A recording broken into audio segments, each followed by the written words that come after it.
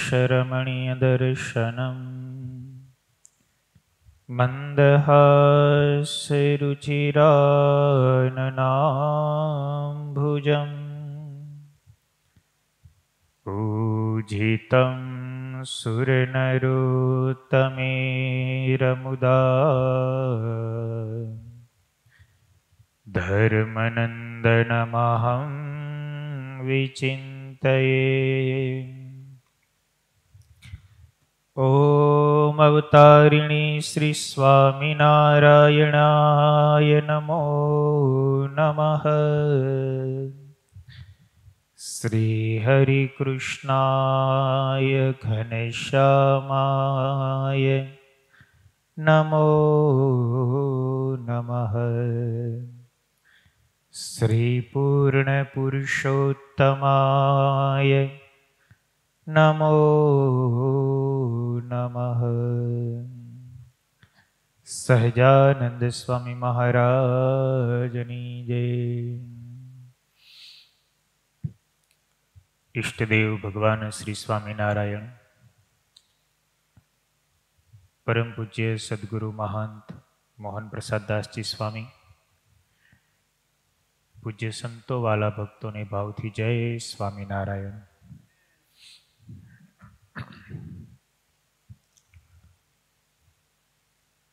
सर्वावतारी भगवान श्रीहरिए પોતાના આશ્રિત ભક્તજનો માટે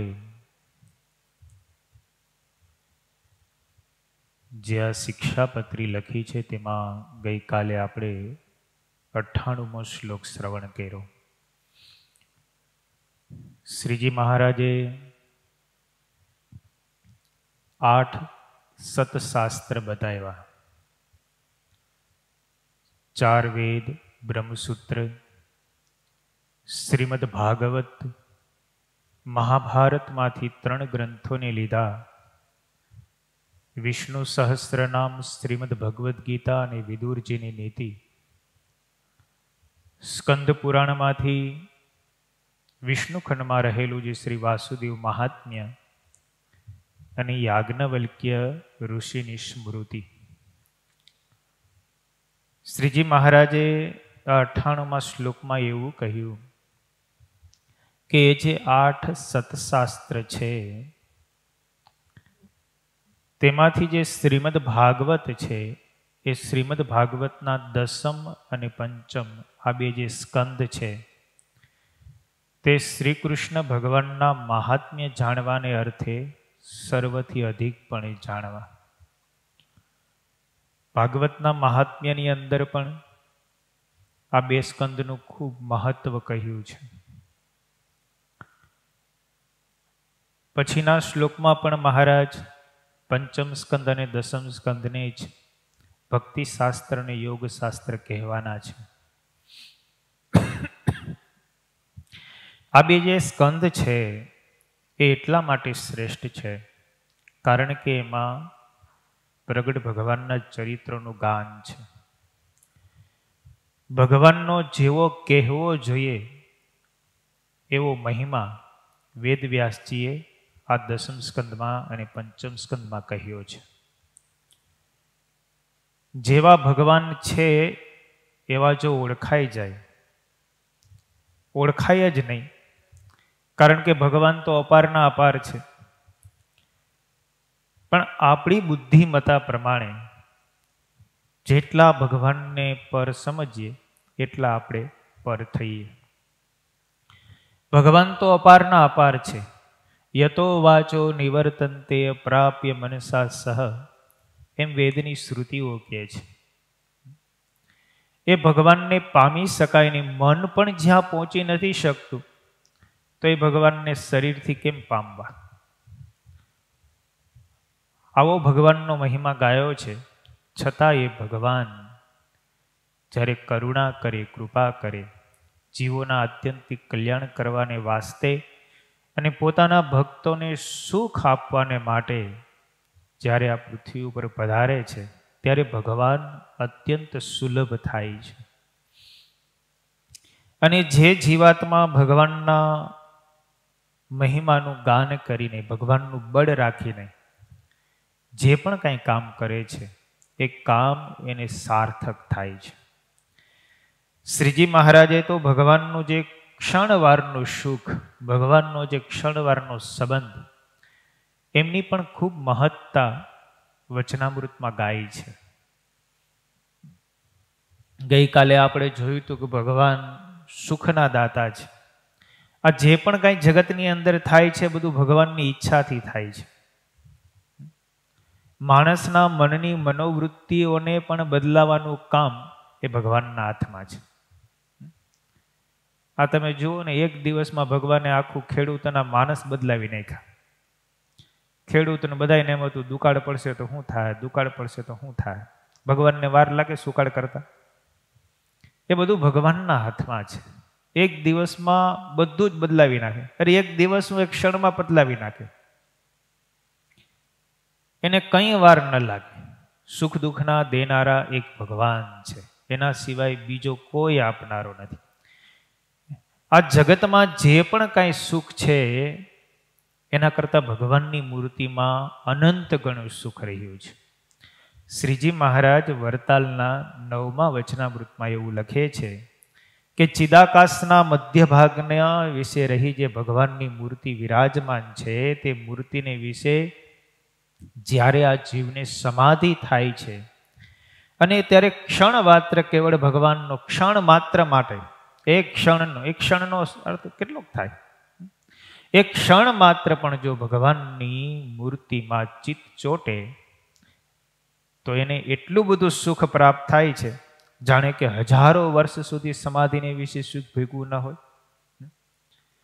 અને આખી ઉંમર કદાચ વિષય સુખ ભોગવા હોય ને તો પણ એ સુખ ભોગવા પછી પણ એમ જ થાય કે હજી તો કંઈ ભોગવું જ નથી. અને ભગવાનનું સુખ એવું છે કે એક જ ક્ષણ માત્ર ભોગવું હોય તો પણ એમ લાગે કે હજારો વર્ષો સુધી મેં ભગવાનનું સુખ ભોગવું છે. આટલો મહારાજે વચનામૃતમાં જગત સંબંધી સુખ અને ભગવાન સંબંધી સુખનો ભેદ પાડ્યો છે. કારણ કે ભગવાન સંબંધી સુખ છે તે નિર્ગુણ છે અને જગત સંબંધી સુખ છે તે સગુણ છે.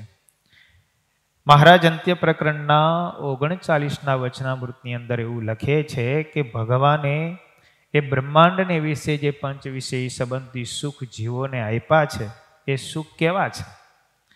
તો એ સુખને માટે કેટલાક તો પોતાના માથા કપાવે છે.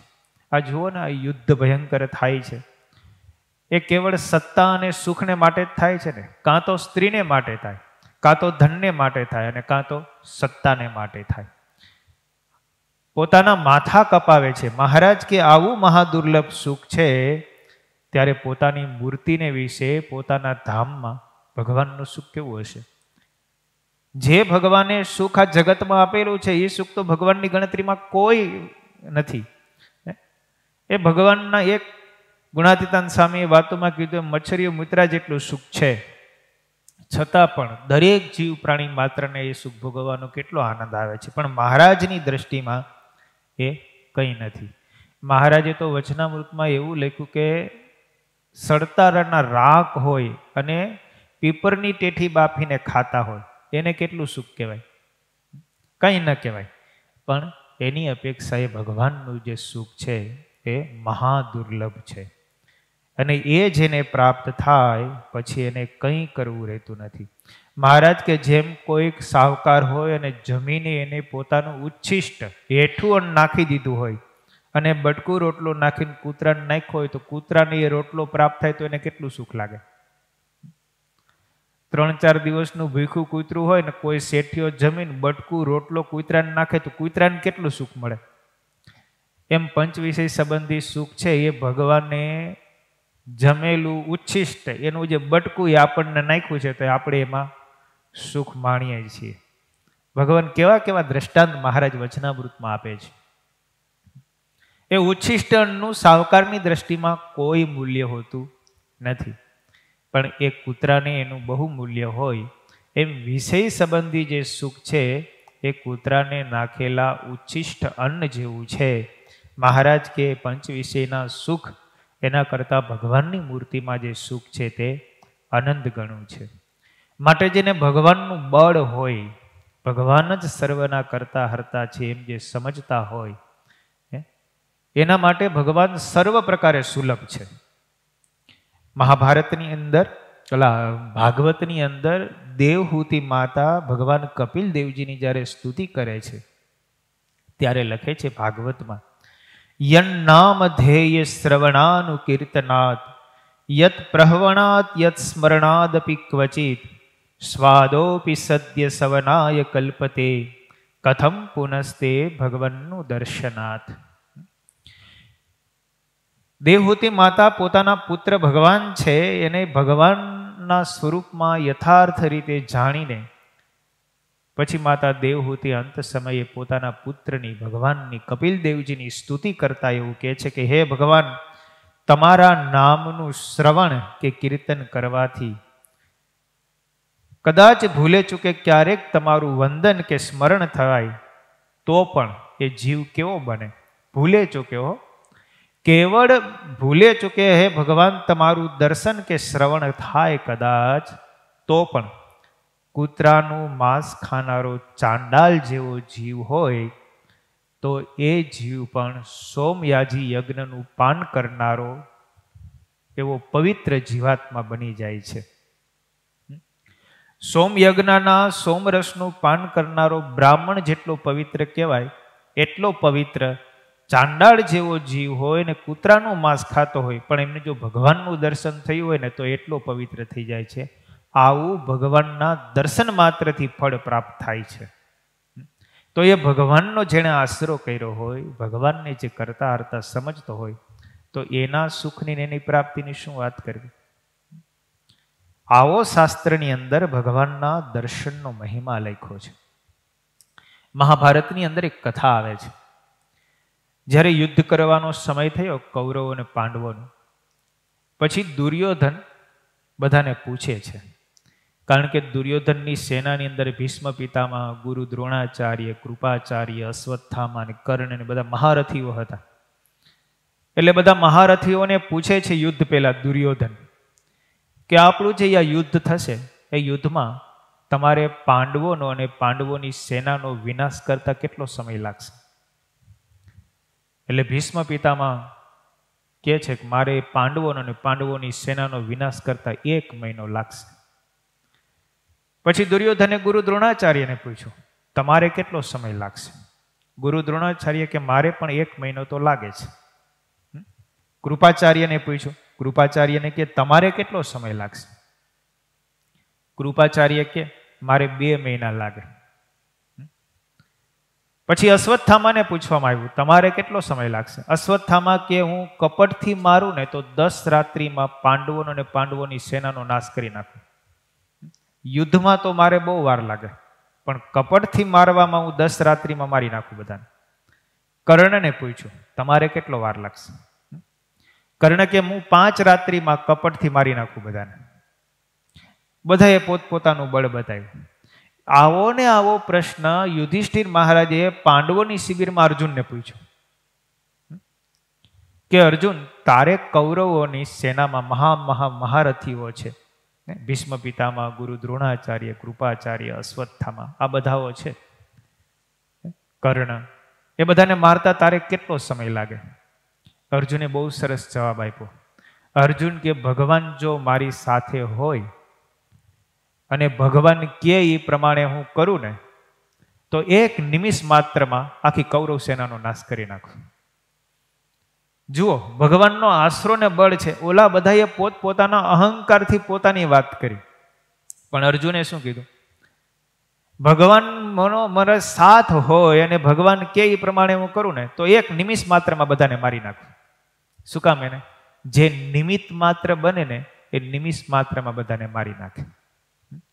પણ આપણે તો બધા એમ કે હું કરું, પણ ભગવાન જેમ કરાવે એમ આપણે કોઈ કરતા નથી. પણ જેને ભગવાનનું બળ છે, અર્જુનને એટલે શ્રીજી મહારાજે 9મા વચનામૃતમાં મધ્યના અર્જુનની સ્વરૂપ નિષ્ઠાને વખાણી છે. એને ભગવાનનું બળ હતું તો કેટલા બધા યોદ્ધાઓને રણસંગ્રામમાં મારી નાખ્યા તો પણ એને જરાય પાપ લાગ્યું નહીં. શું કામ? એને ભગવાને કરાવ્યું છે. હું તો નિમિત્ત માત્ર છું. અને શ્રી કૃષ્ણ ભગવાન પણ ગીતામાં અર્જુનને કહે છે, તું નિમિત્ત માત્ર છો. મેં તો એને પહેલા જ યુદ્ધ પહેલા જ બધાને મારી નાખેલા છે. તારે તો ખાલી એને નિમિત્ત માત્ર બધાને દેખાય એ રીતે મારવાના છે. બાકી તો મેં એને વિશ્વરૂપનું દર્શન કરાવ્યું ભગવાને જ્યારે અર્જુનને, ત્યારે વિશ્વરૂપની અંદર યમના મોઢામાં આખી આખી કૌરવોની સેના જતી ભીષ્મ પિતામહ સહિત બધાને દેખાડ્યા હતા. અર્જુનને કહે છે કે આ બધાને તો મેં મારી જ નાખેલા છે, આ તો ખાલી મળદા ઊભા છે, તારે એને છે ઢાળવાના છે. ખાલી તું નિમિત્ત બની જાને, તારે ખાલી નિમિત્ત બનવાનું છે કે મેં માર્યા છે એટલું જ, બાકી હું જ બધું કરવાનો છું. અને ભગવાને જ બધું કર્યું છે ને. ઓલા મહાભારતનું યુદ્ધ જ્યારે સંપન્ન થયું, પૂરું થયું, અને છેલ્લે દુર્યોધન રહ્યો હતો, અને દુર્યોધનને પછી ભીમની ગદા યુદ્ધ દ્વારા ભગવાને દુર્યોધનને પણ મરાવ્યો, અને પછી પાંડવોનો સંપૂર્ણપણે વિજય થયો. એટલે ભગવાન બધા પાંડવોને પોતપોતાના રથમાં બેસાડી અને પાંડવોની છાવણી તરફ આવે છે. એ પાંડવોની છાવણી તરફ આવે છે. દર વખતે ભગવાન જ્યારે યુદ્ધ પૂરું થાય, સાંજનો સમય થાય, પોતાની છાવણીમાં આવે એટલે ભગવાન પેલા રથ ઉપરથી નીચે ઉતરે, કારણ કે સારથી હતા ને, સારથી પેલા ઉતરે અને પછી દરવાજો ખોલે અને હાથ લાંબો કરે અને અર્જુનને હાથ આપીને અર્જુનને નીચે ઉતારતા. કારણ કે અર્જુન રથી છે અને ભગવાન તો સારથી છે. પણ છેલ્લો દિવસ જ્યારે યુદ્ધ પૂરું થયું ત્યારે ભગવાને અર્જુનને કીધું, અર્જુન તો હવે રથથી નીચે ઉતરી જા. ત્યારે અર્જુન કહે છે, ભગવાન દરરોજ તો તમે પેલા ઉતરો છો અને તમે મને હાથ લાંબો કરીને રથમાંથી મને નીચે ઉતારો છો, પણ આજ તમે મને કેમ કહો છો તું પેલા ઉતરી જા? તો કે પછી હું તને કહીશ, પેલા તું ઉતરી જા નીચે. ભગવાને અર્જુનને છેલ્લે નીચે ઉતાર્યા રથમાંથી, અને ભગવાન પછી ઉતર્યા. ભગવાન જેવા ઉતર્યા ને, રથ આખો બળીને ભસ્મ થઈ ગયો. અર્જુન તો અવાક થઈ ગયો, જોઈ રહ્યો કે આ શું, ભગવાનના રથ કેમ બળીને ભસ્મ થઈ ગયો? તો કે હવે આ રથનું કઈ કામ નથી. આ રથ તો ક્યારનો બળીને ભસ્મ થઈ ગયો હતો. ભીષ્મના અને કર્ણના બ્રહ્માસ્ત્રથી આ રથ તો ક્યારનો બળી ગયો હતો, પણ મારા તેજના પ્રતાપે તો આ રથ ઉપર બેસીને યુદ્ધ કરતો રહ્યો. જો ભગવાન હતા તો આ બધું સંપન્ન થયું. પણ કર્ણની સાથે જ્યારે મહાભારતનું અંતિમ યુદ્ધ ચાલે છે અને સર્પાસ્ત્ર જ્યારે છોડ્યું ભગવાને, કર્ણએ અર્જુન ઉપર, અર્જુનનું મૃત્યુ થઈ જ જવાનું હતું, પણ ભગવાને પોતાના પ્રતાપથી રથને જમીનની અંદર અડધો ફૂટ લઈ ગયા. તો જે કંઠ ઉપર આવવાનું હતું એ મુગટ ઉપર આવ્યું અને અર્જુનનો મુગટ નીચે પડી ગયો. ભગવાને જુઓ કેવી કેવી રક્ષા કરી. જયદ્રથનો વ્રત કરવો હતો, અર્જુને પ્રતિજ્ઞા કરેલી હતી કે સૂર્યાસ્ત થાય એની પહેલા જો હું જયદ્રથને ન મારું તો અગ્નિની અંદર બળીને મારું શરીર બાળી નાખીશ, અગ્નિ સ્નાન કરી લઈશ. પણ ભગવાને જુઓ સંધ્યા સમય થયો છતાંય પણ જયદ્રથ કોઈ રીતે હાથમાં નહોતો આવતો. ભગવાને એવી સર્જન માયા કરી કે સૂર્ય આગળ વાદળ આવી ગયા અને સંધ્યા જેવું થઈ ગયું વાતાવરણ, અંધકાર થઈ ગયો. જયદ્રથ દૂર સુધી હતો અને બહાર આવ્યો, કારણ કે કૌરવોની સેનાએ આગળ બોર્ડર કરી દીધી હતી. જયદ્રથ તો કેટલો દૂર હતો, પણ ભગવાને એવી માયા સર્જી કે સૂર્ય આગળ વાદળા આવી ગયા, અંધકાર થઈ ગયો. બધાએ એમ માન્યું કે સંધ્યા થઈ ગઈ, યુદ્ધનો વિરામ થવાનો સમય થઈ ગયો. જયદ્રથ બહાર આવ્યો અને બરાડા પડવા માંડ્યો કે હે અર્જુન, તું હવે અગ્નિની અંદર સ્નાન કર, તારી પ્રતિજ્ઞા પૂર્ણ કર. તા તો ભગવાને પાછી માયા એવી સર્જી, વાદળા સૂર્યના આડાથી વહી ગયા. જયદ્રથ સામે આવી ગયો. ભગવાને અર્જુનને કીધું, અર્જુન આ તારી સામે જયદ્રથ ને આ સામે આકાશમાં સૂર્ય, હજી સૂર્યાસ્ત થયો નથી, મારી નાખે. જુઓ, નહીતર એ મરે એમ હતો. પણ ભગવાન જેના સારથી થાય ને ભગવાનનું જેને બળ હોય, ભગવાન એને કશું થવા દેતા નથી. એટલે ભગવાનનો મહિમા અપાર અજોડ છે.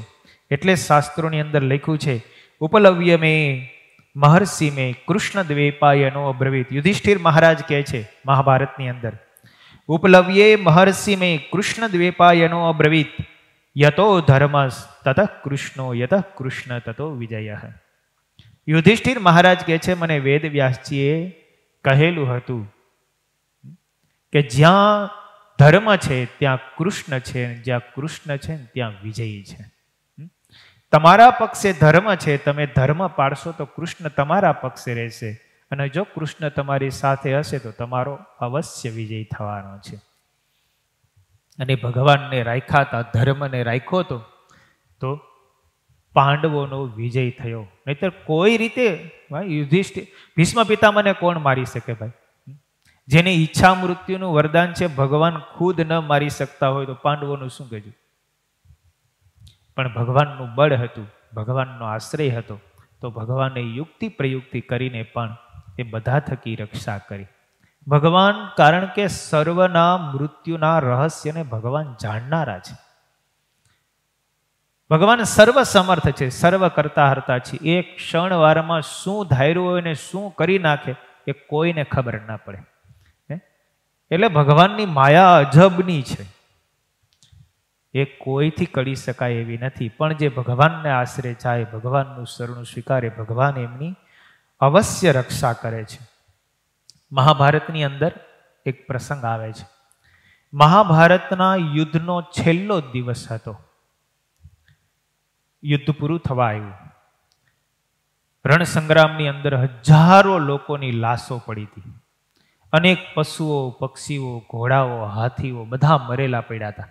કારણ કે ઘમસાણ યુદ્ધ ચાલતું હતું. 18 અક્ષૌહિણી સેનાનું યુદ્ધ થતું હોય, કેટલા માણસો? 18 લાખ ગણો ને. 18 લાખ જીવો જ્યાં યુદ્ધ કરતા હોય, કેટલા માણસો, કેવડું મેદાન જોઈએ.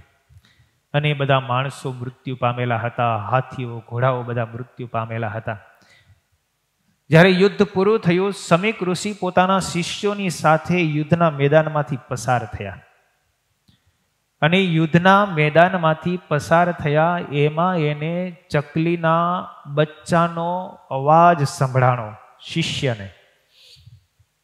એટલે શિષ્યએ પૂછ્યું કે પ્રભુ, આવી ભૂમિની અંદર કે જ્યાં એક પણ જીવ જીવતો નથી, બધે જ મરદાઓ પડ્યા છે, પશુઓના, હાથીઓના, ઘોડાઓના, આ બધા મનુષ્યોના, અસ્ત્રો શસ્ત્રો બધા વેર વિખેર પડ્યા છે, એની અંદર આ પક્ષીના બચ્ચાઓ જીવતા કેમ રહ્યા હશે?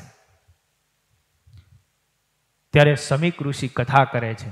સમીક ઋષિ કહે છે કે મહાભારતનું જ્યારે યુદ્ધ ચાલતું હતું, આ યુદ્ધના મેદાનની આજુબાજુમાં ઝાડવાઓ હતા. આ રણસિંગાના ઘોંઘાટ સાંભળીને એક ગર્ભવતી ચકલી હતી, એ ચકલી ઉડી અને યુદ્ધના મેદાનમાંથી પસાર થઈ. એમાં એને એક તીર વાગ્યું અને તીર વાગતાની સાથે ચકલી હેઠી પડી. ગર્ભવતી હતી, શરીર ફાટી ગયું, 2 ઈંડા એમાંથી પસાર થયા. એ જ સમયે એક બીજું તીર હાથીને લાગ્યું. હાથીના ગંડસ્થળ ઉપર તીર આવ્યું.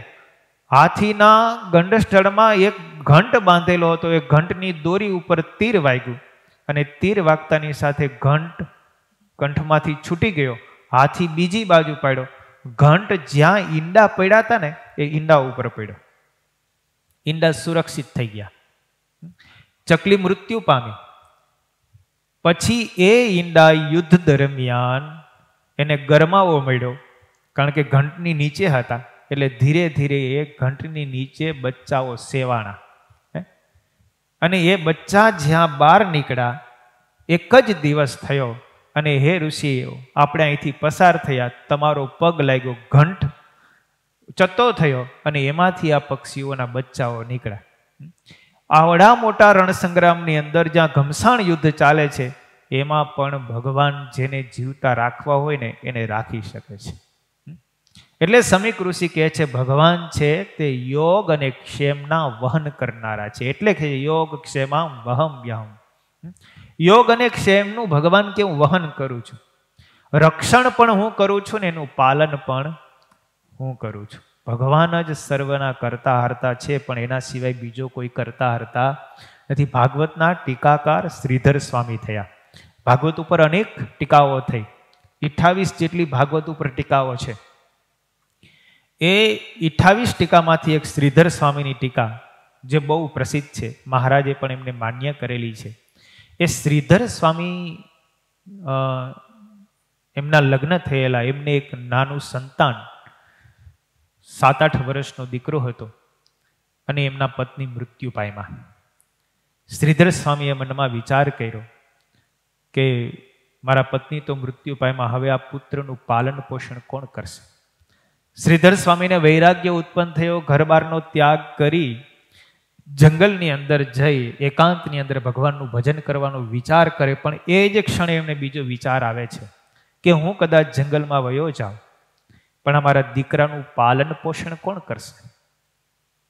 આવો જ્યાં એને રાત્રિના સમયે વિચાર આવે છે, બાજુમાં દીવો પ્રજ્વલિત છે, પણ એના મનની અંદર અનેક પ્રકારના વિચારો ઘોડાય છે. એક બાજુ વૈરાગ્ય ઉત્પન્ન થયો છે, ઘર બાર છોડીને જંગલની અંદર જઈને તપશ્ચર્યા કરીને ભગવાનને પ્રાપ્ત કરવાના વિચારો આવે છે. બીજી બાજુ પોતાના પુત્રના વિચારોને સતાવે છે કે આ પુત્ર નાનો છે, એનું ભરણ પોષણ કોણ કરશે? હું જંગલમાં વહી જઈશ તો આનું શું થશે? આવા જ્યાં વિચારો કરે છે ને ત્યાં એક ઘટના ઘટી. દિવાલ ઉપરથી એક ઢેડ ગરોળી નીચે પડી, અને ઢેડ ગરોળી નીચે પડી, ગરોળી મૃત્યુ પામી, ગર્ભવતી હતી, એના શરીરમાંથી એક ઈંડું બહાર આવ્યું. આ બધું જોયું નજર સામે શ્રીધર સ્વામીએ. રાત્રિનો સમય છે, એકાંત છે, પોતે એકલા બેઠા છે, ખાલી દીવો બળે છે, અંધકાર છે બીજો બજાર, અને એમાં ઢેડ ગરોળી પડી, મરી ગઈ, ઈંડું બહાર નીકળ્યું. પણ ક્ષણવારમાં, થોડી જ ક્ષણોની અંદર એ ઈંડું ફૂટી ગયું. ઈંડું જેવું ફૂટી ગયું એમાં ઢેડ ગરોળીનું બચ્ચું બહાર નીકળ્યું. એ ઢેડ ગરોળીનું બચ્ચું બહાર નીકળ્યું. ઈંડું ફૂટે એટલે એમાંથી ચીકણો પદાર્થ બહાર નીકળે, એટલે ચીકણો પદાર્થની સાથે આ ઢેડ ગરોળીનું બચ્ચું બહાર નીકળ્યું. અને એમાં એક માખી ઉડતી ઉડતી, જીવડું ઉડતું ઉડતું ત્યાં આવ્યું, અને એ ચીકણા પદાર્થમાં ચોંટી ગયું, અને તરત જ એ ઢેડ ગરોળીનું બચ્ચું હતું ને એણે પકડી અને એ ખાઈ ગયું. શ્રીધર સ્વામી આ દ્રશ્ય જોયું. એને થયું કે જેની મા મૃત્યુ પામી છે એના બચ્ચાનું પણ ભગવાન જો પોષણ કરતા હોય તો મારા બચ્ચાનું ભગવાન પોષણ કેમ નહીં કરે? એમ કરીને વિચાર, અને બીજે દિવસે સવારે પોતાના પુત્રને મૂકીને શ્રીધર સ્વામી જંગલમાં તપ કરવા જતા રહ્યા. એટલે કહેવાનું એ છે કે સર્વના કરતા હરતા કોણ છે? એક ભગવાન છે. માટે ભગવાનનો આશરો રાખવો, ભગવાનનું બળ રાખવું. ભગવાન સિવાય આ જગતમાં કોઈ સુખના આપનારા છે નહીં. એટલે શ્રીજી મહારાજે આ શ્લોકની અંદર કીધું કે દસમ સ્કંદ અને પંચમ સ્કંદ એ ભગવાનનો મહાત્મ્ય જાણવાને અર્થે સર્વથી શ્રેષ્ઠપણે જાણવા. ત્યાર પછી શ્રીજી મહારાજ 99ના શ્લોકની અંદર લખે છે, દસમઃ પંચમ સ્કંધો યાજ્ઞવલ્ક્યસ્ય ચ સ્મૃતિઃ ભક્તિશાસ્ત્રમ યોગશાસ્ત્રમ ધર્મશાસ્ત્રમ ક્રમેણ મે. મહારાજ કહે છે દસમ સ્કંદ, પંચમ સ્કંદ અને યાજ્ઞવલ્ક્ય ઋષિની સ્મૃતિ તે અનુક્રમે કરીને અમારું ભક્તિશાસ્ત્ર, યોગશાસ્ત્ર અને ધર્મશાસ્ત્ર છે. કહેતા દસમ સ્કંદ તે ભક્તિશાસ્ત્ર છે, પંચમ સ્કંદ તે યોગશાસ્ત્ર છે, અને યાજ્ઞવલ્ક્ય ઋષિની સ્મૃતિ તે ધર્મશાસ્ત્ર છે એમ જાણવું. શ્રીજી મહારાજે 98ના શ્લોકની અંદર ભાગવતના દસમ સ્કંદ અને પંચમ સ્કંદમાંથી શ્રી કૃષ્ણનું મહાત્મ્ય જાણવાને અર્થે શ્રેષ્ઠપણે બતાવ્યા. અને આ 9મા સ્કંદની 99ના શ્લોકની અંદર મહારાજે એમ કીધું કે દસમ સ્કંદ છે તે અમારું ભક્તિ શાસ્ત્ર છે, અને પંચમ સ્કંદ છે તે અમારું યોગ શાસ્ત્ર છે, અને યાજ્ઞવલ્ક્ય ઋષિની જે સ્મૃતિ છે તે અમારું ધર્મશાસ્ત્ર છે. સતાનંદ સ્વામી ભાષ્યની અંદર એવું લખે છે કે શ્રીજી મહારાજે દસમ સ્કંદને ભક્તિશાસ્ત્ર શા માટે કહ્યું છે? એના માટે સ્વામી એવું લખે છે કે ભગવાનમાં નિરતિશય પ્રેમ તે ભક્તિ, એ આગળના શ્લોકની અંદર મહારાજ કહેશે. પણ ભગવાનમાં અતિશય પ્રેમ કરનારા પાત્રોની કથાઓ દસમ સ્કંદની અંદર આવે છે. માટે ભગવાનમાં અતિશય પ્રેમ કરવો એ ભક્તિ છે. એ ભક્તિ કરનારા ભક્તોની કથાઓ દસમ સ્કંદમાં આવે છે. માટે દસમ સ્કંદ છે તે અમારું ભક્તિ શાસ્ત્ર છે. ભગવાન મોટે ભાગે સતાનંદ સ્વામી ભાષ્યમાં એવું લખે છે કે શ્રી કૃષ્ણ ભગવાન વ્રજમાં, મથુરામાં, દ્વારિકામાં અને હસ્તિનાપુરમાં આ 4 સ્થાનમાં ઘણું કરીને રહેતા. ભગવાન શ્રી કૃષ્ણના મુખ્ય 4 સ્થાનો. બાલ્યાવસ્થા એમ વ્રજની અંદર પસાર કરી. વ્રજની અંદર ગોકુલ, વૃંદાવન એ બધા સ્થળો આવી જાય. એ વ્રજની ભૂમિ 64 કોસ સુધીની જે ફેલાયેલી, એ ગાયો ચરાવવા માટે જતા, વૃંદાવનની અંદર રાસ રમતા, એ બધી વ્રજની ભૂમિમાં બાલ્યાવસ્થામાં ભગવાન શ્રી કૃષ્ણએ બહુ રમણ કર્યું. પછી થોડાક મોટા થયા, એટલે કે 11 વર્ષની ઉંમરે કંસનો વધ કરવા માટે જ્યારે ગયા, ત્યાર પછી મથુરાની અંદર રહ્યા. મથુરાના ભક્તોનો પ્રેમ સ્વીકાર કર્યો અને જરાસંઘે વારંવાર જ્યારે યુદ્ધ કર્યા પછી જરાસંઘથી કંટાળીને ભગવાન આખી મથુરાને પૂરીને દ્વારકા લાવ્યા. અને પછી દ્વારકાની અંદર એ યદુવંશીઓએ ભગવાનની સાથે પ્રેમ કર્યો, ભગવાનને પ્રેમ ભાવથી ભેજા. એ અષ્ટપટરાણીઓ, એ સિવાયની 16,000 સ્ત્રીઓ ભગવાનની સાથે પ્રેમ ભાવથી જોડાણી. એ દ્વારકાવાસીઓનો પ્રેમ સંપાદન કર્યો અને મોટે ભાગે મહાભારતનું યુદ્ધ થયું. વારે વારે પોતાના ફઈના દીકરા પાંડવો, જે પોતાના ભક્તો હતા, પોતાને વિશે લાગણીવાળા ને સ્નેહવાળા હતા, તો એમની રક્ષાને કાજે ભગવાન અવારનવાર હસ્તિનાપુર જતા અને મહિનાઓ સુધી હસ્તિનાપુરની અંદર નિવાસ કરીને રહેતા. એટલે આ 4 જગ્યાએ ભગવાનને વિશે અત્યંત પ્રેમવાળા ભક્તો રહેલા હતા. એટલે સતાનંદ સ્વામી ભાષ્યની અંદર એવું લખે છે કે આ 4 સ્થાનમાં ભગવાન મોટે ભાગે રહેતા અને એ સ્થાનમાં રહેનારા સ્ત્રીઓ અને પુરુષોને ભગવાનની વિશે અપાર પ્રેમ હતો. વ્રજવાસીઓના સ્નેહની કથા લખતા એવું લખે છે, ભાગવતજીની અંદર એવું કહેવાય એવું છે કે અમો બધા વ્રજવાસીઓનો હે નંદ, આ તારા પુત્રને વિશે ન તજી શકાય એવો સ્નેહ છે, તો પછી તેનો અમારે વિશે પ્રેમ અનિત્ય હોય એમાં શું કહેવું? આવું ભાગવતજીની અંદર લખાયેલું છે. કહેવાનું એ છે કે જો આપણને ભગવાનને વિશે પ્રેમ હોય તો ભગવાનને પણ આપણે વિશે પ્રેમ હોય. જો આપણને ભગવાનમાં પ્રેમ ન હોય તો ભગવાનને આપણે વિશે પ્રેમ ન હોય. એ વ્રજવાસીઓ નંદ બાબાને કહે છે કે તારા પુત્ર કૃષ્ણને વિશે અમને બધાને પ્રેમ છે, તો એ ભગવાનનો પ્રેમ અમારા પ્રત્યે અનિત્ય કેમ હોઈ શકે? માટે એ ભગવાનનો પ્રેમ પણ અમારી સાથે નિત્ય પ્રત્યે રહેલો છે. અને ભાગવતના 10મ સ્કંદની કથા તમે જ્યારે સાંભળો ત્યારે ગોપીઓના પ્રેમની વાત શ્રીજી મહારાજે વચનામૃતમાં પણ અવારનવાર યાદ કરી છે. જ્યાં જ્યાં ગોપીઓના પ્રેમની વાત આવે, પ્રેમ લક્ષણા ભક્તિની વાત આવે, ત્યારે અચૂક મહારાજે ગોપીઓને યાદ કર્યા છે. મહારાજે તો મધ્ય પ્રકરણના 10મા વચનામૃતમાં એમ લખ્યું કે ભગવાનના એક પણ મનુષ્ય ચરિત્રની અંદર ગોપીઓને મનુષ્ય ભાવ આવ્યો નથી. તમે જુઓ, એમના ચીર ખેંચા, એમના ઘરેથી માખણ ચોર્યા, એમના વાછડાઓને છોડી દીધા, છતાં પણ કોઈ ગોપીઓને ક્યારેય પણ ભગવાનનો અભાવ કે અવગુણ આવ્યો નથી. ભગવાનની એક એક ક્રિયાઓની અંદર એમની દિવ્યતાનું દર્શન થયું છે. ભગવાનને વિશે અસાધારણ પ્રેમ એ ગોપીઓને હતો. એટલું જ નહીં, ખાલી પ્રેમ હતો એમ નહીં, પણ નિત્ય પ્રત્યે ભગવાનનું એ ગોપીઓ સ્મરણ કરતી હતી. અને જેની સાથે અતૂટ પ્રેમ હોય ને એનું સ્મરણ થયા વિના રહે નહીં. પ્રેમનું લક્ષણ શું? તો કે સંભાળ્યા વિના જે વસ્તુ સાંભળે તો સમજવું કે એની ઉપર આપણને પ્રેમ છે. ગોપીઓ રાત્રિ દિવસ શ્રી કૃષ્ણ ભગવાનના નામનું સ્મરણ કરતી. તમે ગોપી ગીત જુઓ, એની અંદર ભગવાન શ્રી કૃષ્ણનું વર્ણન કેવું આવે છે. ભ્રમર ગીત તમે જુઓ, યુગલ ગીત તમે જુઓ.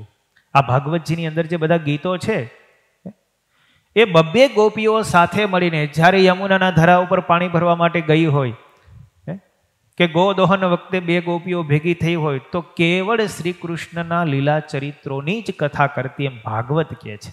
યુગલ ગીતમાં એ જ વર્ણન છે. 2 ગોપીઓના યમુનાના ધરા ઉપર પાણી ભરવા ગઈ હોય અને ત્યાં યમુનાના ધરા ઉપર પાણી ભરતા ભરતા શ્રી કૃષ્ણ ભગવાન અત્યારે ગાયો ચરાવવા માટે ગયા છે, તો એ ગાયો ચરાવતા ચરાવતા શું કરતા હશે એની કથાઓ થતી. એ ભગવાન શ્રી કૃષ્ણનો જેને જેને સંબંધ છે અને જેને જેને એનું દર્શન થયું છે એના મહિમાનું ગાન ગોપીઓ કરતી હતી. એ યુગલ ગીતની અંદર ભાગવતજી એમ લખે છે, એક ગોપી બીજી ગોપીને એમ કહેતી કે અત્યારે ભગવાન શ્રી કૃષ્ણ વૃંદાવનની અંદર પોતાના બાલ મિત્રોની સાથે ગાયો ચરાવવા માટે ગયા છે. એ ગાયો જ્યારે ચરાવતા હશે ત્યારે વૃક્ષ ઉપર બેઠેલા પશુઓ, પક્ષીઓને, એ કોયલોને, એ મોરને, એ ભગવાનનું સાક્ષાત દર્શન થતું હશે. આપણે તો અહીંયા યમુનાના ધરાએ બેઠા છીએ, આપણને ભગવાનનું સાક્ષાત દર્શન નથી, પણ એ પક્ષીઓના પણ આપણા કરતાં બહુ મોટા ભાગ્ય છે કે અત્યારે ભગવાન ગાયો ચરાવી રહ્યા છે, એનું એમને સાક્ષાત દર્શન થઈ રહ્યું છે. એ ગોપીઓ પક્ષીઓનો આટલો મહિમા ગાતી હતી, આટલો પ્રેમ હતો, એટલે આપણે ગોપીઓને યાદ કરીએ છીએ. ઉદ્ધવજી તો માગે જ છે વરદાન કે ગોપીઓની ચરણરજ જ્યાં પડતી હોય ત્યાં મને અવતાર દેજો. પણ ગોપીઓ કેટલો ભગવાનના સંબંધવાળાનો મહિમા ગાતી હતી, એટલે ગોપીઓનો મહિમા ગવાય છે. એ ગોપીઓ એમ કહેતી કે યમુનાના કિનારા ઉપર ભગવાન શ્રી કૃષ્ણ જ્યારે ગાયોને ચરાવતા હશે ને ગાયો જ્યારે તરસી થઈ હશે, ત્યારે યમુનાના કિનારે ગાયોને પાણી પાવા માટે જઈ હશે, ત્યારે યમુના નદીની અંદર ભગવાનના એ ચરણ પડ્યા હશે, ત્યારે યમુના કેટલી ધન્ય ભાગી થઈ હશે. પણ એ યમુના નદીની ઉપર ભગવાનના ચરણ પડ્યા, એ ભગવાનના કોમળ ચરણ જો આપણી છાતી ઉપર પડે તો આપણે પણ કેટલા ધન્ય ભાગી થઈએ. આવી રીતે ગોપીઓ સંકલ્પ વિકલ્પ કરતી હતી, એટલે ગોપીઓને અસાધારણ પ્રેમ ભાગવતજીમાં કહેવાયેલો છે. એ ભગવાનના રટનમાં જ, ભગવાનના સંકલ્પમાં જ એ ગોપીઓ વલોણું કરતી હોય તો એમ ઘાટ કરતી હતી, આ માખણ કૃષ્ણ ખાય તો વધારે સારું. અને એટલે ભગવાન એમને ત્યાં ચોરી કરવા માટે જતા હતા. એટલે ગોપીઓનો, વ્રજવાસીઓનો પ્રેમ સંપાદન થયો. એ બધાને જુઓ વિશ્વાસ કેટલો હતો. વર્ષો થયા એ વ્રજની અંદર દિવાળી ઉપર ઇન્દ્રનો યજ્ઞ થતો હતો, પણ શ્રી કૃષ્ણ ભગવાને ખાલી એમ કીધું બધા ગોવાળોને કે આપણે ઇન્દ્રનો યજ્ઞ નથી કરવો. ઇન્દ્ર આપણને શું આપે છે? આપણને આ ગાયો બધું આપે છે. ગાયો આપણને દૂધ આપે છે, એ ગાયોના દૂધમાંથી દહીં થાય છે, માખણ થાય છે. એ ગાયોને ચરવા માટે આ ગોવર્ધન છે, તે ગોવર્ધન આપણને ઘાસ આપે છે. એ વૃક્ષો ગોવર્ધનની અંદર જે ઉગેલા છે એ આપણને છાંયો આપે છે. આપણે ઇન્દ્રની શું કામ એને પૂજા કરીએ? આપણે પૂજા કરવી હોય તો ગોવર્ધનની કરીએ. અને બધા ગોવાળિયાઓ જો ભગવાનના વચનમાં વિશ્વાસ રાખીને માની ગયા, નહીતર વર્ષોથી ઇન્દ્રની પૂજા કરતા આવતા. આપણે તો આપણી કુલ પરંપરા જે હાલતું હોય ને એમ જ કરીએ. ભગવાન કહે તો આપણે નહીં, આમ જ થશે, વર્ષોથી આમ આયલું આવે છે. પણ ગોવાળિયાએ ભગવાનના વચનને જરાય હેઠે પડવા નહોતું દીધું. ભગવાન કે એમ કરવાનું, કારણ કે ગોકુળના રક્ષક કોણ છે? ભગવાન છે. એક ગોવાળોને પણ એટલો પ્રેમ હતો, પણ ગોપીઓને એથી વિશેષ હતો. અને કાત્યાયની દેવીનું વ્રત જ્યારે ગોપીઓ કરતી ત્યારે ભગવાન પાસે, કાત્યાયની દેવી પાસે એમ માગતી કે ભગવાન નારાયણ છે તે અમારા પતિ થાય. અને ભગવાને એમની મનોકામના પૂર્ણ કરવાને માટે વૃંદાવનની વિશે રાસ પણ લીધેલો છે. 6 મહિનાની રાત્રિ કરી જુઓ, એમના પ્રેમને વશ થઈને કામદેવને પણ પડકાર્યો અને ગોપીઓની ઈચ્છાઓને પણ પરિપૂર્ણ કરી. એટલે અહીંયા સતાનંદ સ્વામી કહે છે કે ભગવાનને વ્રજવાસીઓએ ખૂબ પ્રેમ કર્યો અને ભગવાને પણ વ્રજવાસીઓને ખૂબ પ્રેમ આપ્યો. માટે એ પ્રેમ લક્ષણા ભક્તિ છે, પ્રેમ છે એકબીજા પ્રત્યેનો પરસ્પર, એ જ ભક્તિ છે ને એની કથા ભાગવતના 10મ સ્કંદમાં આવે છે. માટે એ ભાગવત છે તે ભક્તિ શાસ્ત્ર છે. બીજી કથા આવે છે મથુરાવાસીઓની. ભગવાન શ્રી કૃષ્ણ જ્યારે મથુરા પધાર્યા, કંસને જીતવા માટે જ્યારે હજી જતા હતા અને એ નગરની અંદર પસાર થયા, ત્યારે નગરવાસીઓએ પણ ભગવાનને ખૂબ વધાવ્યા છે. અને નગરવાસીઓનો પણ ભગવાને પ્રેમ સંપાદિત કર્યો છે. એટલે ભગવાન મથુરાને વિશે જ્યારે રહ્યા ત્યારે મથુરાવાસીઓએ પણ ભગવાનની સાથે અત્યંત પ્રેમ કર્યો છે. અને ત્રીજો દ્વારકાવાસીઓનો પ્રેમ બતાવ્યો. એ 16,108 સ્ત્રીઓ એ ભગવાનની દાસી થઈને રહેતી હતી. ભગવાનની ઈચ્છા પ્રમાણે, ભગવાનની મરજી પ્રમાણે જ એ વર્તન કરતી હતી. પરિણામે ભગવાન વિશેષપણે ત્યાં રોકાણા. એ ભગવાન જ્યારે જ્યારે હસ્તિનાપુર જતા ત્યારે એ દ્વારકાવાસીઓ ભગવાનના જ વિચારમાં મગ્ન રહેતા. એ 16,108 સ્ત્રીઓ એ ભગવાનના જ વિચાર કરતી કે ભગવાન ક્યારે હસ્તિનાપુરથી પાછા પધારે અને ક્યારે આપણને એમનું દર્શન થાય. અને જ્યારે જ્યારે ભગવાન હસ્તિનાપુર ગયા હોય અને ભગવાન જ્યારે પાછા પધારે ત્યારે આખું એ દ્વારકા ભગવાનના સ્વાગત સન્માન માટે થઈને ઉમટી પડતું. ભગવાનનો સ્પર્શ થાય, ભગવાનનો ચરણ સ્પર્શ થાય એટલા માટે થઈને ભગવાનને માટે એમના અનુરાગને માટે વિહવળ રહેતા હતા. એટલા માટે દ્વારકાવાસીઓનો પ્રેમ અહીંયા બતાવેલો છે. અને ચોથો પ્રેમ હસ્તિનાપુર વાસીઓનો એટલે કે પાંડવોનો બતાવ્યો છે.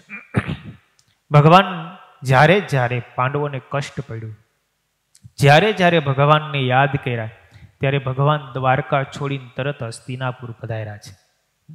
ઇન્દ્રપ્રસ્થની અંદર પાંડવોને યજ્ઞ કરવો હતો તો ભગવાન મહિનાઓ સુધી ત્યાં રોકાણા અને રાજસુ યજ્ઞ પાંડવોનો સંપન્ન કરાયો.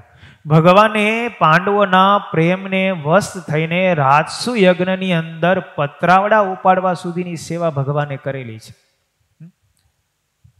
નહીતર તો સોનાની દ્વારકાના માલિક છે, એને ભાઈ ઋષિ મુનિઓના અને સાધુ સંતોના અતિથિઓના પતરાવડા ઉપાડવાની શું જરૂર છે?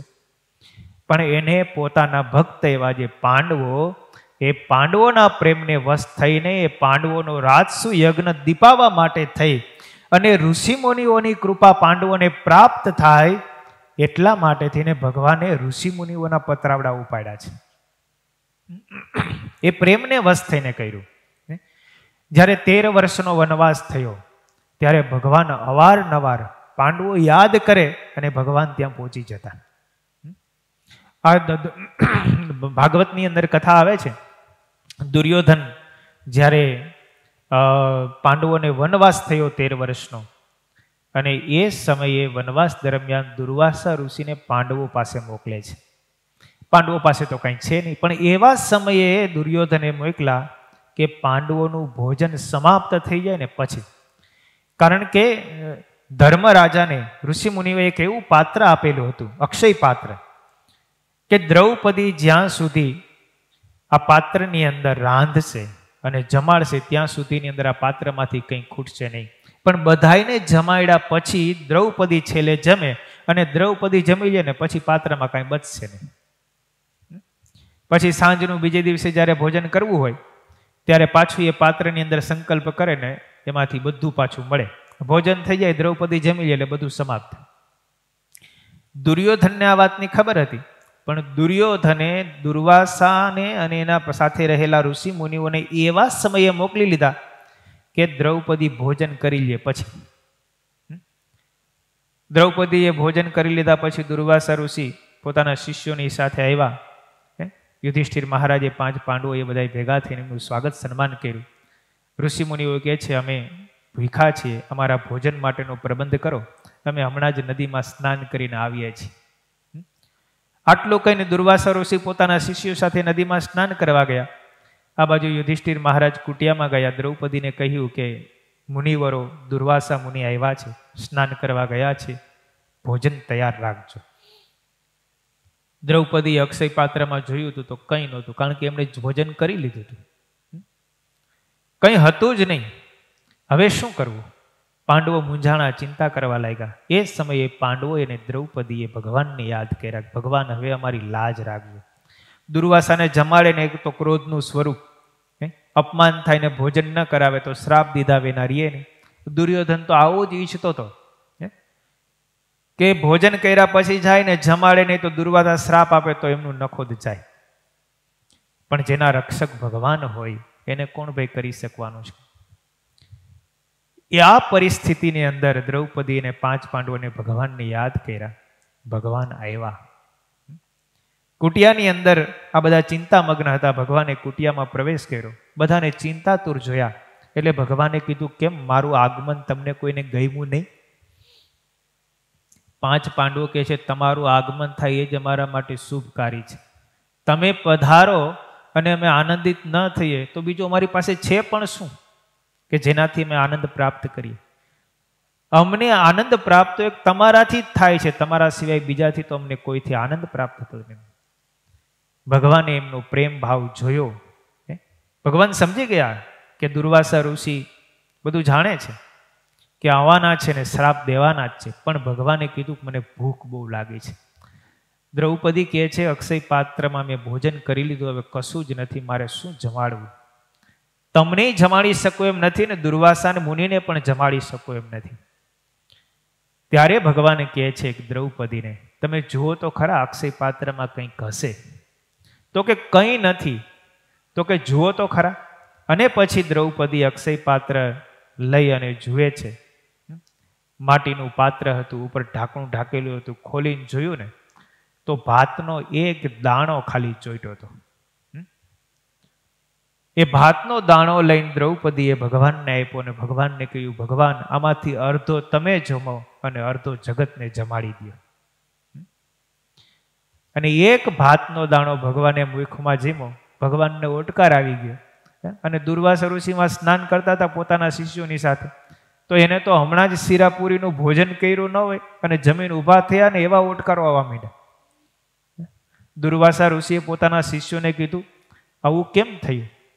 હવે જો ત્યાં જશું તો ભોજન આપણાથી થઈ શકે એમ નથી, પેટ ફૂલ થઈ ગયા છે, માટે આપણે પાંડવો પાસે જવું જ નથી, અહીંથી જ વયા જઈએ. દુર્વાસા નદીએ સ્નાન કરીને પાંડવો પાસે આવ્યા નહીં, સીધા વયા ગયા. ભગવાન અને પાંડવો અહીંયા દુર્વાસા ઋષિને રાહ જોઈ. ભગવાન કહે છે કે હવે નહીં આવે, તમે ચિંતા કરો માં, એ બધું કામ પતી ગયું. જુઓ ભગવાન કેવી કેવી રક્ષા કરે છે. મહાભારતના યુદ્ધની અંદર તો આપણે બધું જાણીએ જ છીએ, ભગવાન ન હોત તો શું થાત. માટે જે ભગવાન ન થાય ને, ભગવાન એની અવશ્ય રક્ષા કરે છે. એટલે અહીંયા સતાનંદ સ્વામી ભાષ્યની અંદર લખે છે કે ભગવાનની સાથે જે પ્રેમ કરે, પછી ગમે તે ભાવથી કરે, ભગવાન એમની અવશ્ય રક્ષા કરે છે, એમની અવશ્ય મુક્તિ કરે છે. ગમે તે ભાવથી ભગવાનને ભજો. સતાનંદ સ્વામી લખે છે ગોપીઓએ કામ ભાવથી, કંસે ભયથી, શિશુપાળ વગેરે રાજાઓએ દ્વેષથી, યાદવોએ સંબંધ ભાવથી, પાંડવોએ સ્નેહ ભાવથી અને નારદજી જેવા સંત મહાત્માઓએ ભગવાનને યથાર્થ જાણીને ભજ્યા, તો એ બધાની ભગવાને મુક્તિ કરી છે. માટે ભગવાન તો ગમે તે ભાવથી ભગવાનને ભજવામાં આવે, ભગવાન એમનો સ્નેહ સંપાદિત કરે ને કરે જ છે. એટલે સતાનંદ સ્વામીએ અહીંયા ભાષ્યમાં એવું લખેલું કે વ્રજવાસીઓએ, મથુરાવાસીઓએ, દ્વારકાવાસીઓએ અને હસ્તિનાપુરવાસીઓએ, પુરુષો અને સ્ત્રીઓ એ બધાએ ભગવાનની સાથે અપાર પ્રેમ હતો અને ભગવાનને બધા ઉપર પ્રેમ હતો. માટે જ્યાં અરસપરસ ભગવાનની સાથે પ્રેમ હોય એ જ ભક્તિનું લક્ષણ છે. માટે દસમ સ્કંદની અંદર આ ભક્તોની કથાઓ છે. માટે દસમ સ્કંદ છે તે અમારું ભક્તિ શાસ્ત્ર છે. મહારાજે પંચમ સ્કંદને યોગ શાસ્ત્ર કીધું. પંચમ સ્કંદની અંદર પરીક્ષિત મહારાજ ને સુખદેવજી મહારાજ જ્યારે પંચમ સ્કંદની કથા કહે છે ત્યારે તેમાં પ્રિયવ્રત મહારાજની કથા આવે છે. એ પંચમ સ્કંદની અંદર પ્રિયવ્રત મહારાજ એના વંશની અંદર આગ્નિદ્ર થયા. એ આગ્નિદ્રના પુત્ર નાભી થયા અને નાભીના પુત્ર ઋષભદેવ ભગવાન થયા અને ઋષભદેવ ભગવાનના પુત્ર ભરતજી થયા અને ભરતજી પછી ગાંડાની પેઠે વરતા અને એ બધી પછી નરક 84ની અને સ્વર્ગ નરકની બધી કથાઓ, યમપુરીની બધી કથાઓ એ પંચમ સ્કંદની અંદર આવે છે. પણ અહીંયા યોગ શાસ્ત્ર એટલા માટે કીધું છે કે 3 ગુણ અને 3 અવસ્થાથી પર થઈને ભગવાનની સાથે જે યોગનો માર્ગ સ્વીકારીને ભગવાનમાં જે અતૂટ પ્રેમ કરવો એ બધી કથાઓ પંચમ સ્કંદમાં છે. ઋષભદેવ ભગવાન પણ એના વંશની અંદર પ્રિયવ્રત મહારાજ, પહેલી કથા પંચમ સ્કંદમાં પ્રિયવ્રત મહારાજની આવે છે. પ્રિયવ્રત મહારાજ આત્મારૂપ હતા, 3 દેહથી પર વર્તતા હતા. એમને લગ્ન કરવાની જરા પણ ઈચ્છા નહોતી, છતાં પણ બ્રહ્માજીએ એમને આદેશ કર્યો. મનુ મહારાજના પુત્ર હતા પ્રિયવ્રત. એને જંગલમાં જઈને ભગવાનને પ્રાપ્ત કરવા હતા, પણ બ્રહ્માજીએ પ્રગટ થઈને કીધું કે તમે ગ્રહસ્થાશ્રમ કરો. તમે ગ્રહસ્થાશ્રમ નહીં કરો તો આ સૃષ્ટિની વૃદ્ધિ કેમ થશે?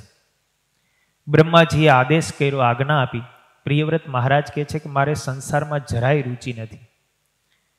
ત્યારે બ્રહ્માજી કહે છે કે હું મહાદેવ નારદ આદિક બધા ઋષિ મુનિઓ ભગવાનની આજ્ઞા પ્રમાણે વર્તીએ છીએ. ભગવાનની આજ્ઞામાં વર્તવું એ જ ભક્તનો ધર્મ છે. માટે તમને ઈચ્છા નહીં હોવા છતાં પણ ભગવાનની અને અમારી આજ્ઞા છે, માટે તમે સંસારમાં જોડાઓ. અને બ્રહ્માજી પછી ગ્રહસ્થાશ્રમની અંદર કેમ રહેવું, ગ્રહસ્થાશ્રમમાં રહ્યા થકા પણ ગ્રહસ્થાશ્રમથી નિર્લેપ રહીને ભગવાનમાં કેમ પ્રેમ કરવો, 3 દેહ અને 3 અવસ્થાથી પર રહીને ભગવાનને ગ્રહસ્થાશ્રમમાં પણ રહીને કઈ રીતે પ્રાપ્ત કરવા, એનો ઉપદેશ બ્રહ્માજી પ્રિયવ્રત મહારાજને આપે છે. અને એ પ્રિયવ્રત મહારાજ પછી ગ્રહસ્થાશ્રમની અંદર જોડાય છે. એમને 10 પુત્રો થાય છે. બીજી રાણી થકી 3 પુત્રો થાય છે. એ 10 પુત્રોને પછી 3 સંન્યાસી બને છે, જંગલની અંદર જઈને તપ કરવા માંડે છે. અને 7 પુત્રોને 7 ખંડ વિભાજિત કરી અને 7 ખંડના અધિપતિ બનાવે છે. એમાં સૌથી મોટા અગ્નિદ્ર હોય છે. બહુ વિષય લંપટ હોય છે, પણ એ અગ્નિદ્ર વર્ષો સુધી રાજ્ય કરે છે, વિષયમાં આસક્ત થાય છે. પણ પોતાના પુત્રને રાજ્ય છોડીને પ્રિયવ્રત મહારાજ જંગલની અંદર યોગ સાધના કરીને યોગિક ક્રિયાઓ દ્વારા ભગવાનને પ્રાપ્ત કરે છે. અને એ પછી અગ્નિદ્રને જ્યારે વિષય ભોગવતા ભોગવતા જ્યારે થાકે છે કે ઘણા વર્ષો સુધી વિષય ભોગવા પણ વિષયની તૃપ્તિ થતી નથી. નિષ્કુળાનંદ સ્વામીએ પણ 64 પદીમાં લખ્યું છે, અગ્નિદ્રની દીર્ઘ તમારે વિષય સારું વલખા છે, એના વચન શોધી શાસ્ત્ર મારે સર્વે લઈને લખ્યા છે. એ અગ્નિદ્ર પ્રિયવ્રત મહારાજના પુત્ર હતા, પણ વિષય લંપટ બહુ હતા. પણ પછી એમને નારદજીનો ઉપદેશ પ્રાપ્ત થયો અને વિષયમાંથી આસક્તિ છોડીને પ્રિયવ્રત એ અગ્નિદ્ર પછી જંગલની અંદર તપ કરવા જાય છે. એ અગ્નિદ્રના પુત્ર નાભી થયા. એ નાભી મહારાજ ખૂબ દૈવી આત્મા હતા. એ નાભી મહારાજના લગ્ન થાય છે અને એ નાભી મહારાજ પછી એમના થકી ઋષભદેવ ભગવાન નું જન્મ પ્રાગટ્ય થાય છે. એ નાભી મહારાજને કોઈ પણ સંતાન નહોતું. પછી એમણે પુત્રેષ્ઠ યજ્ઞ કર્યો. એ નાભી મહારાજે જ્યારે પુત્રેષ્ઠ યજ્ઞ કર્યો ત્યારે ભગવાને એમને દર્શન દઈને કહ્યું કે માગો. ત્યારે નાભી મહારાજ કહે છે કે મને તમારા જેવો પુત્ર પ્રાપ્ત થાય એવું મને વરદાન આપો. એટલે ભગવાને કીધું કે મારા જેવો તો હું એક જ છું, બીજો કોઈ છે નહીં, માટે હું જ મારા અંશથી તમારે ત્યાં પ્રગટ થઈ. અને પછી નાભી મહારાજને ત્યાં ઋષભદેવ ભગવાન પ્રગટ થયા. એ ઋષભદેવ ભગવાન એમને ઇન્દ્રની પુત્રી જે જયંતી હતી એ જયંતીની સાથે લગ્ન કર્યા અને એમના થકી એમને 100 પુત્ર થયા. એ ઋષભદેવ ભગવાન ને જ્યારે 100 પુત્રો થયા, એક દિવસ ઋષભદેવ ભગવાને વિચાર કર્યો કે મારા 100 દીકરાઓ છે, એમને હું સાચો ઉપદેશ આપું. અને ઋષભદેવ ભગવાન પોતાના દીકરાઓને ઉપદેશ આપે છે. ઉપદેશ આપતા એવું કહે છે, મહત સેવામ દ્વારા માહુર વિમુક્તે તમો દ્વારમ યોષિતામ સંગી સંગમમ મહાન તસ્મે સમચિત્તા પ્રશાંતા વિમને સુહૃદમ સાધવો. એ શાસ્ત્રોની અંદર મહાપુરુષોની જે સેવા કરવી એ જ મુક્તિનું દ્વાર છે. ઋષભદેવ ભગવાન પોતાના 100 પુત્રોને બેસાડીને ઉપદેશ આપે છે કે શાસ્ત્રોની અંદર મહાપુરુષોની સેવા કરવી એ જ મુક્તિનું દ્વાર બતાવેલું છે. અને સ્ત્રીનો સંગ કરનારા કામીજનોના સંગ કરવો એ નરકનું દ્વાર બતાવેલું છે. માટે મહાપુરુષનો યોગ કરવો અને કામી પુરુષોના સંગનો સર્વ પ્રકારે ત્યાગ કરવો, સમતાયુક્ત ચિત્તવાળા થવું, પરમ શાંતિયુક્ત જીવન જીવતા થવું, ક્રોધ રહિત થવું, સૌના હિત ચિંતક થવું અને સદાચારમય જીવન જીવતા થવું. આવી રીતે જો તમે જીવન જીવશો તો તમારા બધાનો મોક્ષ થશે. આ રીતે ઋષભદેવ ભગવાનના પોતાના પુત્રોને મોક્ષનો ઉપદેશ આપ્યો, મુક્તિનો ઉપાય બતાવ્યો. અને એ ઋષભદેવ ભગવાનના 100 પુત્રો હતા, એમાંથી 81 કર્મકાંડી બ્રાહ્મણો થયા, 9 યોગેશ્વરો થયા અને બીજા જે 9 હતા એ રાજકુમારો થયા અને સૌથી મોટા ભરત જે હતા એ ચક્રવર્તી સમ્રાટ થયા. આ રીતે પોતાના પુત્રોને ઉપદેશ આપીને ઋષભદેવ ભગવાન પછી રાજ્યનો ત્યાગ કરીને જંગલમાં જાય અને પછી યોગ શાસ્ત્રમાં બતાવેલા નિયમોને અનુસારે યોગિક ક્રિયાઓ દ્વારા ઋષભદેવ ભગવાન જંગલની અંદર તપશ્ચર્યા કરે છે. 3 દેહને 3 અવસ્થાથી પર થઈ અને અલમસ્તપણે યોગની સધામાં અવધૂતની દશામાં ઋષભદેવ ભગવાન વિચરે છે. ગાંડાની પેઠે વર્તે છે. લોકો એનું અપમાન કરે, તિરસ્કાર કરે, એમની ઉપર ગારો નાખે, છતાંય કોઈ પ્રકારનો એમને ફેરફાર થતો નથી. દિગંબર અવસ્થાની અંદર ઋષભદેવ ભગવાન જંગલોની અંદર આટા મારે છે. અને એમ કરતા કરતા ઋષભદેવ ભગવાનની સાધનાથી દિગંબર દશામાં અવધૂતની દશામાં વર્તનારા ઋષભદેવ ભગવાનને સિદ્ધિઓ પ્રાપ્ત થઈ. અષ્ટ સિદ્ધિઓ અને 9 નિધિઓ હાજર થઈ. તમે અમારો સ્વીકાર કરો. છતાં પણ ઋષભદેવ ભગવાને એક પણ સિદ્ધિઓનો સ્વીકાર કર્યો નહીં.